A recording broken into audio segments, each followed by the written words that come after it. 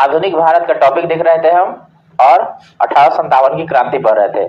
BPSC 70वीं के ध्यान में रख के हम ये वीडियो आपके लिए बना रहे हैं और यहाँ से बहुत सारे क्वेश्चन पूछे जाते हैं और आपको पूछे जाएंगे, इसलिए हम ये रिवीजन वीडियो लेकर आए हैं और आज जानेंगे कि यहाँ से आपके लिए क्या बनेगा महत्वपूर्ण क्वेश्चन। ये हमारा थर्ड वीडियो है, अगर आपने पहले से नहीं देखा है तो प्लेलिस्ट में मिल जाएगा, जाकर के देख लीजिए। आज जानते हैं कि हमें 1857 की क्रांति जो शुरू हुई थी भारत की आजादी तक कैसे पहुंची, ठीक है।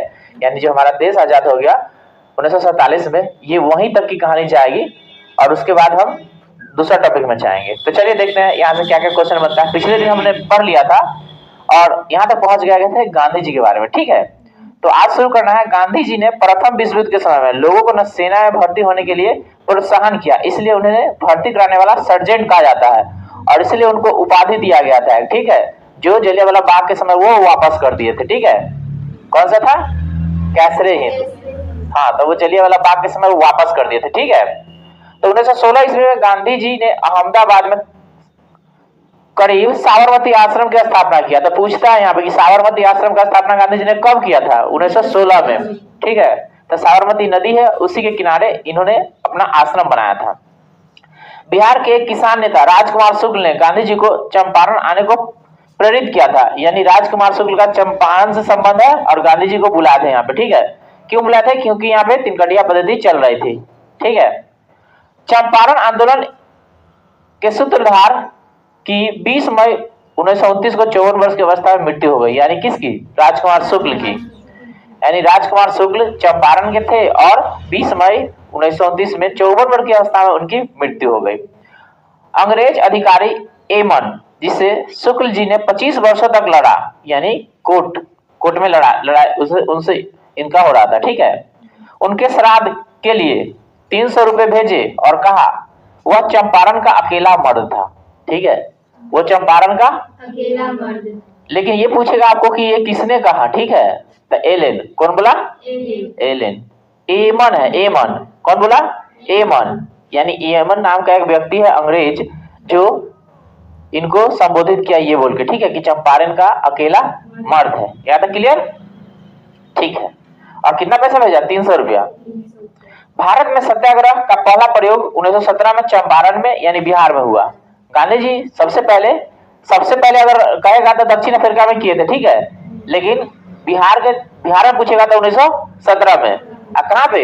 चंपारण में। चंपारण सत्याग्रह, ठीक है। कहता चंपारण विद्रोह के कारण अंग्रेजों को तिनकटिया प्रथा को समाप्त करना पड़ा। तिनकटिया खेती अंग्रेज मालिकों द्वारा बिहार के चंपारण जिले में रहे तो यानी किसान पर नील की खेती के लिए न जबरन लागू किया तरीका था। खेती का अन्य दो तरीका कुरतैली और कुस्की कहलाती है। तिनकटिया खेती में प्रति बीघा 20 कट्ठा में 3 कट्ठा जोत पर नील की खेती करना होता था। यानी कि 3/20 तिनकटिया पद्धति कितना पड़? तो 3/20 यानी 3 कट्ठा नील की खेती करना ही आपको 20 कट्ठा में, ठीक है। कहता है गांधी जी ने सत्याग्रह का सर्वप्रथम प्रयोग दक्षिण अफ्रीका में किया। कहाँ पे? दक्षिण अफ्रीका। और भारत में चंपारण में। यहाँ तक क्लियर? कहता है वेसेट ने 20 अगस्त 1917 को होम रूल लीग को समाप्त करने की घोषणा की। वही होम रूल लीग जो यहाँ पे मतलब दूसरे देश से प्रभावित था लेकिन भारत में भी चल रहा था, ठीक है। लेकिन अब ये समाप्त हो गया। मॉन्टेगू घोषणा 20 अगस्त 1917 को तत्कालिक भारत सचिव मॉन्टेगू ने ब्रिटिश सरकार द्वारा भारत में लागू किए जाने वाले प्रस्तावित सुधारों की घोषणा की, जिसमें 4 बात का उल्लेख था। ब्रिटिश प्रशासन का लक्ष्य भारत में स्वशासन का विकसित करना है। स्वशासन एकदम न दिया जाकर विभिन्न चरणों में दिया जाएगा। यानी कि भारत को आजाद करना है ना, ये यहीं से चलने लगा था काम, ठीक है। मॉन्टेगू चेम्सफोर्ड घोषणा से चलने लगा था, ठीक है। लेकिन एक बार आजादी नहीं मिलेगा, धीरे धीरे करके मिलेगा, ठीक है।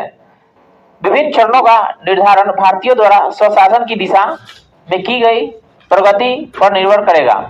प्रगति के विषय में निर्धारित ब्रिटिश संसद तथा ब्रिटिश भारत सरकार द्वारा किया जाना था।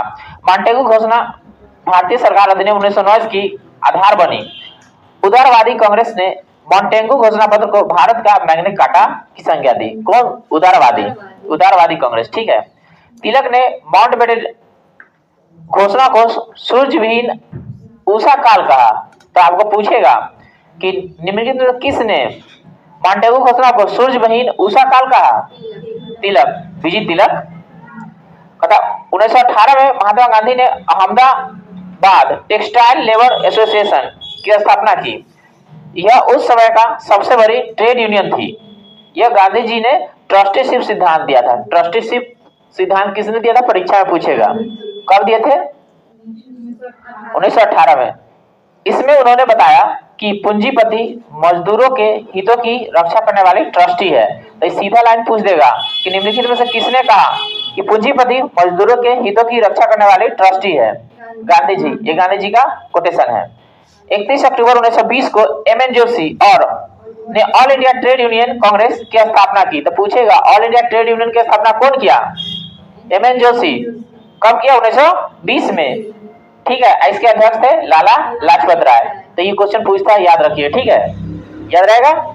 आगे आपका महात्मा गांधी ने पहली बार भूख हड़ताल अहमदाबाद मिल मजदूरों के साथ 1918 में किया था। कहाँ किया था, अहमदाबाद में। ठीक है, तो ये पहला उनका भूख हड़ताल था। ठीक है, भूख हड़ताल पहला था। तो पूछता परीक्षा में कि गांधी जी ने पहला भूख हड़ताल कहाँ किया, अहमदाबाद मिल मजदूरों के साथ। ठीक है, गांधी जी ने 1918 में गुजरात के खेरा जिले में कर नहीं दो आंदोलन चलाया। ये भी पूछेंगे कि कर नहीं दो आंदोलन कहाँ चलाए थे, खेरा में। वहां लिखेगा खेरा, बस याद रखिए, गुजरात में खेरा लिखेगा वहां पे। कर नहीं दो आंदोलन खेरा में 1918 में। 19 मार्च 1919 को रोलैक्ट एक्ट लागू किया गया। इसके अनुसार किसी भी संदेशास्पद व्यक्ति को न बिना मुकदमा चलाए गिरफ्तार की जा सकती थी, परंतु उसके विरुद्ध न कोई अपील, न कोई दलील और न कोई वकील। इसको बोलते हैं, रोलैक्ट एक्ट को क्या बोलते हैं, न कोई अपील, न कोई दलील और न कोई वकील। सीधा लाइन याद रखिए, परीक्षा में पूछेगा किसका संबंध किससे है, रोलैक्ट एक्ट से। किससे है, रोलैक्ट एक्ट से। माने किसी को भी उठा लेगा, किसी को भी जेल में रख देगा। ठीक है, यही रोलैक्ट एक्ट लेके आया था। कहीं आया था, 19 मार्च 1919 को।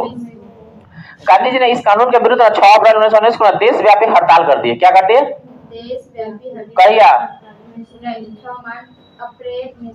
हाँ बोला करो। 13 अप्रैल 1919 को अमृतसर में जलियांवाला बाग हत्याकांड हुआ। जलियांवाला बाग हत्याकांड पंजाब में, कहाँ है, पंजाब। हाँ, अमृतसर उसका शहर है। ठीक है, डॉक्टर सतपाल और सफदरजंग किचलू की गिरफ्तारी के विरोध में हो रही जनसभा पर जनरल REH डायर अंधाधुंध गोलियां चलवाई। सरकारी रिपोर्ट के अनुसार इसमें 379 व्यक्ति एवं कांग्रेस के अनुसार 1000 व्यक्ति मारे गए। उस समय पंजाब का lieutenant governor sir Michael O'Dwyer था।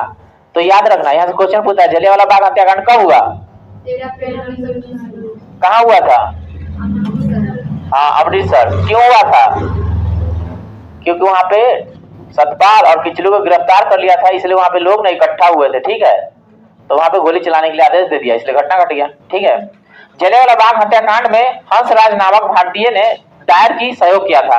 शंकर नायर ने जलियांवाला बाग हत्याकांड के विरोध में वायसराय की कार्यकारिणी परिषद से इस्तीफा दे दिया। तो यहाँ पे पूछेगा जलियांवाला बाग हत्याकांड के समय निम्नलिखित किसने इस्तीफा दे दिया था, तो शंकर नायर। बोला करो, जलियांवाला बाग हत्याकांड के विरोध में महात्मा गांधी ने कैसरे हिंद, देखो उधर सर्जेंट बोल के एक उपाधि दिया था, वही कैसरे हिंद यहाँ पे वापस कर देंगे। ठीक है, जमनालाल बजाज ने राय बहादुर, इनको मिला था राय बहादुर के, ये वापस कर दिए उपाधि। रविन्द्रनाथ टैगोर ने सर की उपाधि वापस कर दी। क्यों वापस कर दिए, क्योंकि यहाँ पे जलियांवाला बाग हत्याकांड हो गया है। ठीक है, तो इसलिए ये लोग अपना वापस करे उपाधि को। जलियांवाला बाग हत्याकांड की जांच के लिए न सरकार ने 19 अक्टूबर 1919 को न लॉर्ड हंटर की अध्यक्षता में एक कमेटी बनाया। ठीक है, इसमें 5 अंग्रेज और 3 भारतीय थे, सर चिमनालाल सीतलवाल, साहबजादा सुल्तान अहमद एवं जगत नारायण, ये तीनों भारतीय थे। ठीक है, कथा कांग्रेस ने जलियांवाला बाग हत्याकांड के जांच के लिए न मदन मोहन मालवीय के नेतृत्व में एक आयोग नियुक्त किया। इसके न अन्य महत्वपूर्ण थे सदस्य मोतीलाल नेहरू और गांधी जी। यानी यहाँ पे मदन मोहन मालवीय लीड करेंगे, 2 उनको सदस्य है। जलियांवाला बाग कभी जल्ली नामक व्यक्ति का संपत्ति होता था। ठीक है, जहाँ पे लोग इकट्ठा हुए थे। ठीक, कथा खिलाफत आंदोलन भारतीय मुसलमान का मित्र राष्ट्रों के विरुद्ध, विशेषकर ब्रिटेन के खिलाफ टर्की के खलीफा के समर्थन में आंदोलन था। यानी जो खिलाफत आंदोलन था ना, भारत का नहीं था, ये टर्की के समर्थन में था। ठीक है, लेकिन भारत में भी एक्टिवेट हुआ, भारत में भी ये अपने स्तर से विरोध हो रहा था। ठीक है, 17 अक्टूबर 1919 को समूचे देश में खिलाफत दिवस मनाया गया। तो याद रखिएगा 17 अक्टूबर 1919 को। 23 नवंबर 1919 को हिंदू और मुसलमानों की एक संयुक्त कॉन्फ्रेंस हुई, माने मीटिंग, जिसकी अध्यक्षता गांधी जी की है, ठीक है। रौलैट एक्ट, जलियांवाला बाग हत्याकांड और खिलाफत आंदोलन में उत्तर में गांधी जी ने 1 अगस्त 1920 को असहयोग आंदोलन, चेन लगा लो इसको, याद रखो। 1 अगस्त 1920 को क्या हुआ? असहयोग आंदोलन, माने उद्योग से लेकर के यहाँ पे असहयोग आंदोलन गांधी जी चला दिए। कहता असहयोग आंदोलन की पुष्टि भारतीय राष्ट्रीय कांग्रेस ने 1920 के नागपुर अधिवेशन में किया। मतलब जब नागपुर अधिवेशन में कांग्रेस का हो रहा था तो पुष्टि कर दिया, यानी मोहर लग गया कि ठीक है इसको आगे बढ़ाया जाए, ठीक है, असहयोग आंदोलन को। इस प्रस्ताव को CR दास ने प्रस्तावित किया था, यानी नागपुर अधिवेशन में, ठीक है। चित्तरंजन दास का पूरा नाम है, छोटा नाम है CR दास शॉर्ट में, ठीक है। मोहम्मद अली को सर्वप्रथम असहयोग आंदोलन के समय गिरफ्तार किया गया था। तो ये भी क्वेश्चन पूछता है कि असहयोग आंदोलन जब चल रहा था सबसे पहले गिरफ्तार किसकी हुई थी? मोहम्मद अली। याद रहेगा ना। मोहम्मद अली जिन्ना, एनी बेसेंट और बिपिन चंद्र पाल कांग्रेस के असहयोग आंदोलन से सहमत नहीं थे, अतः उन्होंने कांग्रेस छोड़ दिया। वो देखे कि इस तरह से बिहेव कर रहा है, इस तरह से चला रहा है, तो वो कांग्रेस के ना पार्टी से रिजाइन दे दिए, छोड़ दिए एक ही साथ, ठीक है। असहयोग आंदोलन के दौरान विदेशी वस्त्रों को जलाए जाने के पर रविन्द्रनाथ टैगोर ने महात्मा गांधी के लिए ये कहा कि यह निष्ठुर बर्बादी है। जब असहयोग आंदोलन चल रहा था पूरे भारत में ना क्या हुआ था? विरोध चला था, क्या कि अंग्रेजी कपड़ा को त्याग दो, भारतीय कपड़ा को अपनाओ, यानी भारतीय चीज को अपनाओ।